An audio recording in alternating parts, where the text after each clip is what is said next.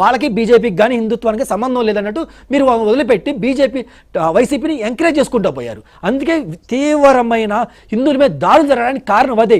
ఈ పెద్ద మనిషి ఇప్పుడు ఏం చెప్తున్నారండి, ఆంధ్రప్రదేశ్లో హిందువుల మీద దాడులు జరిగి మరి జరిగినప్పుడు మొన్న 5 సంవత్సరాలు సెంటర్లో మీరే ఉన్నారు కదా, మీకే మెజారిటీ ఉందిగా, మీరు ఎందుకు ఒక యాక్షన్ తీసుకోలేకపోయారు? జగన్మోహన్ రెడ్డి గారు పిలిచి ఎందుకు ఖండించలేకపోయారు? మీ నాయకులు ఎందుకు మాట్లాడలేకపోయారు సరిగ్గా ప్రాపర్గా? మాట్లాడు. ఎందుకంటే ఆయన ఇచ్చే మీకు తాళాలు కావాలి, ఆయన ఇచ్చే మనీ కావాలి, ఆయన ఇచ్చే కమిషన్లు కావాలి, అంతమించి ఏముందండి? ఇంకా పోతే ఇందాక నేను చెప్తున్నారు ఎలక్షన్లో మేము తెగ పోరాడామని చెబుతున్నాం సార్. చిన్న ఎగ్జాంపుల్ సార్, పెద్దిరెడ్డి గారి కాన్స్టిట్యున్సీలో సుమారు 85 పంచాయతీల్లో 83 పంచాయతీలు ఏకగ్రీవంగా అయితే అప్పుడు టీడీపీ కానీ జనసేన కానీ రిమైనింగ్ వామపక్ష పార్టీలు కానీ ఎంత పోరాడితే సెంటర్లో ఉన్న వీళ్ళు ఎలక్షన్ కమిషన్ కంట్రోల్ చేసి వీళ్ళు ఒక్క యాక్షన్ తీసుకున్నారు సార్.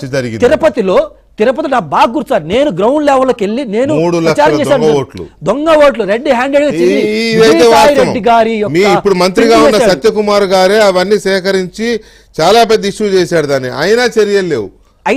పెద్దిరెడ్డి ఫంక్షన్ హాల్లోనే దొంగ ఓటర్లను బస్సుల్లో తీసుకొచ్చి ఓట్లు వేయించారు ఆ బై ఎలక్షన్. విజయసాయి రెడ్డి గారు కూడా ఇన్వాల్వ్ అయినా కానీ పట్టించుకోకుండా విజయసాయి రెడ్డి గారు నరేంద్ర మోడీ గారు సంకలో పెట్టుకుని తిరిగారు సార్. అపాయింట్మెంట్లు ఇచ్చారు. జగన్మోహన్ రెడ్డి గారు అపాయింట్మెంట్లు ఇచ్చారు లేదు మాకైతే తెలియదు, కానీ విజయసాయి రెడ్డి గారు అడంగంలోనే ఏ సాయి ఎలా ఉన్నాడు బొజ్జమే చేసుకొని మాట్లాడేవారు సార్. మరి అంత ప్రేమ మీకు ఎందుకు వచ్చింది? మరి అంత ప్రేమ మీకు, మీరు నిజంగా అంత పోరాడే వాళ్ళు అయితే ఎందుకు అంత ప్రేమ వచ్చింది? ఎందుకు ఒక్కసారి మీరు పిలిచి మాట్లాడలేకపోయారు? నిన్న కాక మొన్న ఏదైతే బయటపడిందో అతను ఎక్కడికి వేశారు సార్? తార్ రోడ్ వేశారు సార్. జగన్మోహన్ రెడ్డి గారి గవర్నమెంట్ లో మనం రోడ్లు వేయలేదు అనుకుంటాం సార్, నిజంగా రోడ్ వేశారు సార్. అడవిలో రోడ్ వేశారు సార్. జనాలు తిరుగుతున్న టైంలో రోడ్ వేయాల, అడవిలో రోడ్ వేస్తే ఫారెస్ట్ రోడ్ వేస్తే ఎన్ని కేసులు పెట్టారు సార్? నిజంగా చెప్పాలంటే ఫారెస్ట్ కన్వర్జేషన్ యాక్ట్ ఉంటుంది సార్, ఎన్విరాన్మెంట్ ప్రొటెక్షన్ యాక్ట్ కానీ ఇలా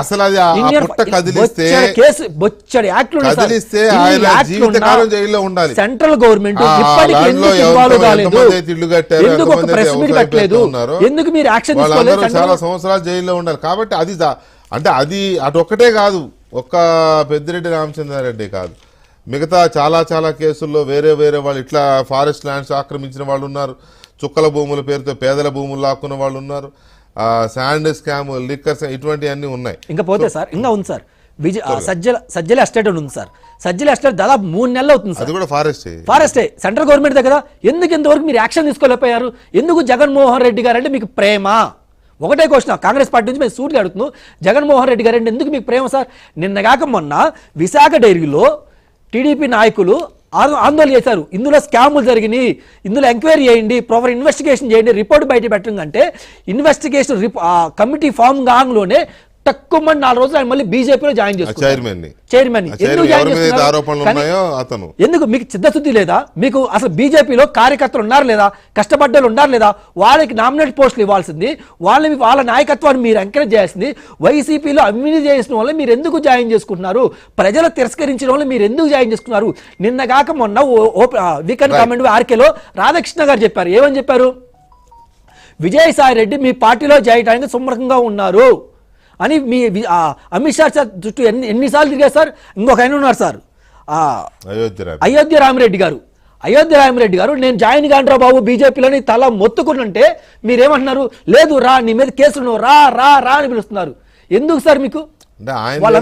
ఆయన ఏదో కొద్దిగా డైలమా ఉందిలే, బీజేపీ టీడీపీ అని ఆలోచిస్తున్నాడనే చర్చ కూడా ఉంది. ఈ రోజు